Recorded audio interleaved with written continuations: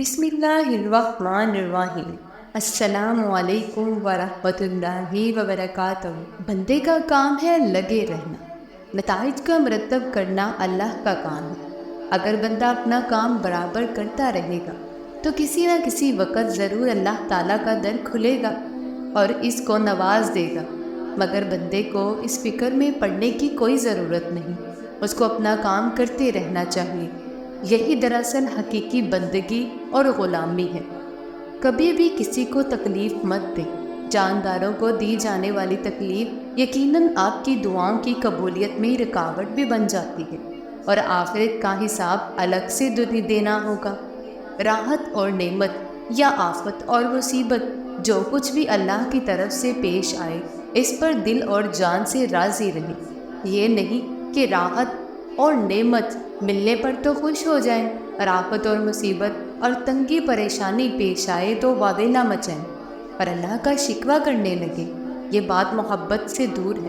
محبت کا تقاضا یہ ہے کہ محبوب کی طرف سے جو بھی پیش آئے اس پر راضی رہیں۔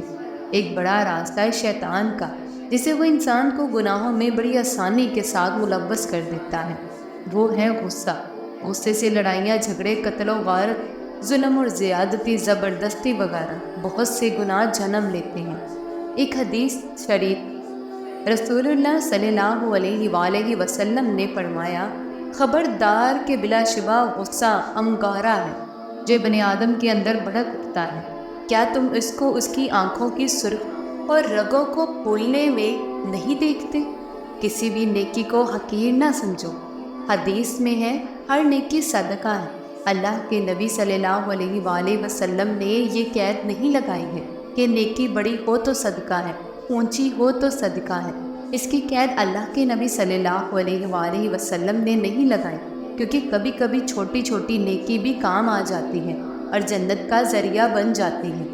نظر سے شیطان اپنا شکار کھیلتا ہے اور اس میں بہت حد تک کامیاب ہو جاتا ہے۔ اس لیے نظر کو شیطانی حربوں میں سے ایک بڑا اور اہم ذریعہ مانا جاتا ہے۔ آدمی گناہ کو چھوڑے، پھر جا کر نماز پڑھے اور اللہ کو پکارے۔ اب دیکھو اس سجدے کی کیا کیفیت ہوتی ہے۔ گناہ کر کے بھی دیکھ لو اور گناہ چھوڑ کے بھی، فرق خود بخود معلوم ہو جائے گا۔ ہر ایک کو جلدی معاف کر دیا کرے۔ کسی کو معاف کرنے کے لیے اس کی روح نکلنے کا انتظار نہ کرے۔ موت کی آدمی کو دنیا سے زاہد اور بے نیاز بنا دیتی ہے، کیونکہ وہ سوچتا ہے کہ اس دنیا کو ایک نہ ایک دن چھوڑ جانا ہے اور قبر میں جانا ہے اور آخرت کے مراحل سے گزرنا ہے۔ میں اس کو لے کر اور پال کر کیا کروں گا؟ لہٰذا وہ صرف ضرورت کی حد تک اس دنیا سے لیتا ہے اور اس کے حرص میں مبتلا نہیں ہوتا۔ گناہ کے نتیجے میں ایک وبال یہ ہوتا ہے کہ بندہ اللہ کی نگاہ میں ذلیل اور خوار ہو جاتا ہے، اور اس کا اثر یہ ہوتا ہے کہ انسان کی نگاہوں میں بھی ذلت اور رسوائی ہو جاتی ہے۔ گناہ حقیقت میں ایک باطنی گندگی اور نجاست ہے۔ اس سے انسان گندا اور نجس ہو جاتا ہے۔ لوگ اس کو ناپاک نہیں سمجھتے، اس لیے اس سے بچنے کا اہتمام بھی نہیں کرتے، بلکہ گناہ پر گناہ کر کے بھی اپنے آپ کو سب سے زیادہ صاف اور پاک خیال کرتے ہیں۔ اللہ کے نبی صلی اللہ علیہ وآلہ وسلم نے فرمایا، جو شخص تم میں اس حالت میں صبح کرے کہ اپنی جان میں پریشانی سے امن میں ہو اور اپنے بدن میں بیماری سے عافیت میں ہو، اور اس کے پاس اس دن کھانے کو ہو جس سے بھوکا رہنے کا ڈر نہ ہو، تو یوں سمجھو کہ اس کے لیے ساری دنیا سمیٹ کر دے دی گئی۔ اللہ تعالیٰ قیامت کے دن زمین کو اپنی مٹھی میں لے گا اور آسمان کو اپنے دائیں ہاتھ میں لپیٹ لے گا، پھر فرمائے گا، میں بادشاہ ہوں۔ کہاں ہے زمین کے بادشاہ؟ اللہ تعالیٰ قرآن پاک میں فرماتا ہے، وہ آخرت والا گھر تو ہم ان لوگوں کے لیے مخصوص کر دیں گے جو زمین میں نہ تو لڑائی چاہتے ہیں اور نہ فساد، اور آخری انجام پرہیزگاروں کے حق میں ہوگا۔ تمہارا دوست تو اللہ ہے اور اس کا رسول ہے، اور ایماندار لوگ ہیں جو نماز قائم کرتے ہیں اور زکوٰۃ دیتے ہیں اور وہ عاجزی کرنے والے ہیں۔ مولانا رومی فرماتے ہیں، انسان کا دل اور نظر قابو میں نہ ہو تو وسوسے پیدا ہوتے ہیں۔ شیخ سعدی رحمۃ اللہ علیہ فرماتے ہیں، بخیل آدمی کی دولت اس وقت زمین سے نکلتی ہے جب وہ زمین کے نیچے چلا جاتا ہے۔ جب مشکلات اور پریشانیاں ہوں تو صبر سے کام لو، کیونکہ صبر کی کنجی ہی ہے خوشیوں کے در کھلا کرتے ہیں۔ آپ سچے ہو جاؤ گے تو آپ کے سچے لوگ ملیں گے۔ یہ اصول ہے کہ جواری کو سب جواری ملتے ہیں اور جھوٹے کو سب جھوٹے ملتے ہیں۔ یہ کائنات کا اصول ہے، یہ سارے قدرت کے کھیل ہیں۔ اس لیے آپ سچے ہو جاؤ، نیک ہو جاؤ اور شفیق ہو جاؤ۔ وہ دو آدمی ہم سفر سمجھے جاتے ہیں جو کہ ہم خیال ہوں۔ واصف علی واصف فرماتے ہیں، کبھی کبھی ایسا ہوتا ہے کہ ایک کی بات کا اثر ہوتا ہے اور دوسری کی بات کا اثر نہیں ہوتا، کہ وہ بیچارہ بولتا رہتا ہے اور اثر نہیں ہوتا۔ بلبل بولتی ہے تو اثر ہوتا ہے، کوا بیچارے کے پاس تاثیر نہیں ہے، جتنا شور مچاتا جائے اس کا اثر نہیں ہوگا۔ تاثیر جو ہے یہ نصیب کی بات ہے، یہ اللہ کی توفیق ہے۔ نفرت، کینہ، ہوس، جذبہ انتقام، حسد، لالچ، جسم پرستی دل کے سکون کے دشمن ہیں۔ جس طرح مکھی شہد بناتی ہے اور جگنو روشنی رکھتا ہے، اسی طرح عقل مند انسان عقل مندی رکھتا ہے، اور عقل مندی کسی کوشش، علم یا عمل کا نتیجہ نہیں۔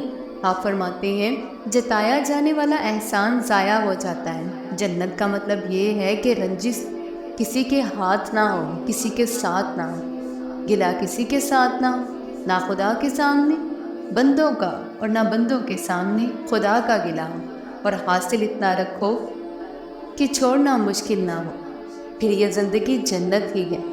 سال کے بعد امام علی مقام علیہ السلام کا غم مناتے ہو۔ اگر امام کا غم ہے تو ہما حال منایا کرو۔ کربلا آپ کے دل میں ہونی چاہیے اور آپ کے عمل سے ظاہر ہونی چاہیے۔ حضور پاک صلی اللہ علیہ وآلہ وسلم سے محبت کے لیے علم نہیں چاہیے، بس صرف اللہ کی مہربانی چاہیے۔ درد زبان سے بیان نہیں ہوتا بلکہ آنسوؤں سے بیان ہوتا ہے۔ اللہ کو ماننے والا اور انسان کو نظر انداز کرنے والا جھوٹا ہے۔ جو منافق ہے وہ نماز کے باوجود بھی پسماندہ رہے گا۔ نماز آپ کے باطن کی گندگی دور نہیں کرتی، صرف ظاہر کی بے حیائی ترک ہو جائے۔ دور سے آنے والی آواز بھی اندھیرے میں روشنی کا کام دیتی ہے۔ خدا نے ہمارے پاؤں کے پاس سیڑھی رکھ دی ہے کہ رفتہ رفتہ اوپر چڑھتے جاؤ، تو پاؤں رکھتا ہے تو اپنے آپ کو لنگڑا کیوں بناتا ہے؟ تو ہاتھ رکھتا ہے تو پنجہ کیوں چباتا ہے؟ اللہ نے جب تجھے یہ آزادی دے دی ہے تو اشارہ یہی ہے کہ یہ کام میں لاؤ۔ اگر بادشاہ تمہیں کسی ملک ایک مخصوص کام کے لیے بھیجے مگر تم اس کام کی بجائے 100 دوسرے کام سر انجام دو، تو یہ ایسے ہی ہے کہ تم نے کچھ بھی نہیں کیا۔ اسی طرح اس دنیا میں ہر شخص ایک مخصوص کام کے لیے بھیجا گیا ہے جو اس کا مقصد حیات ہے۔ اگر وہ اس کام کو نہ کرے تو اس نے کوئی کام نہیں کیا۔